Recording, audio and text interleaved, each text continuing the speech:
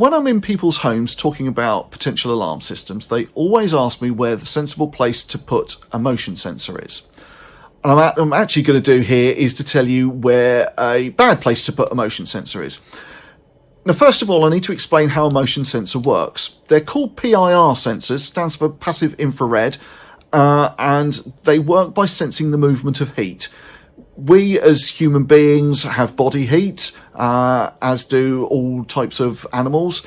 And what basically happens is that the sensor divides the room up into a grid, and when it sees heat in a particular cell in the grid and it moves from one cell to another, then that counts as movement of heat. Now, obviously, that's quite a simplistic way of explaining it. It's a lot more complicated. The algorithms built into the sensors are a lot more complicated than that, but it's a good place to start off with. So the first place that I'm going to tell you not to place a movement sensor is directly opposite a heater or radiator. Now, obviously, those heat the room up, hot air will rise, and that's movement of heat. The second place that you shouldn't really ideally put a motion sensor is directly facing a window, for a similar reason.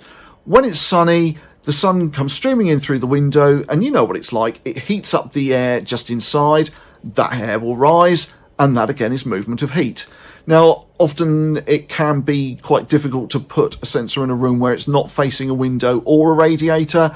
Totally get that. And modern motion sensors have got built into their algorithms patterns which hopefully they will not sense the rising of air as movement of a body.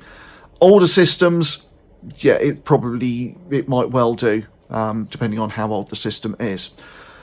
The last place that I'm going to suggest that we don't put a motion sensor is directly facing the stairs, and that's if you've got a cat or a dog that will roam the house.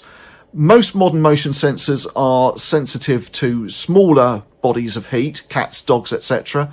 But very often when they're at eye level or directly at the same level as the motion sensor, it can trip them off. We found that out to our cost in one of the first systems that we ever installed.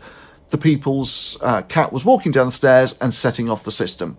We moved the sensor away from the stairs and put it elsewhere in the hall, and the false alarm stopped. So those are the three places that are a bad idea to put a motion sensor where you can.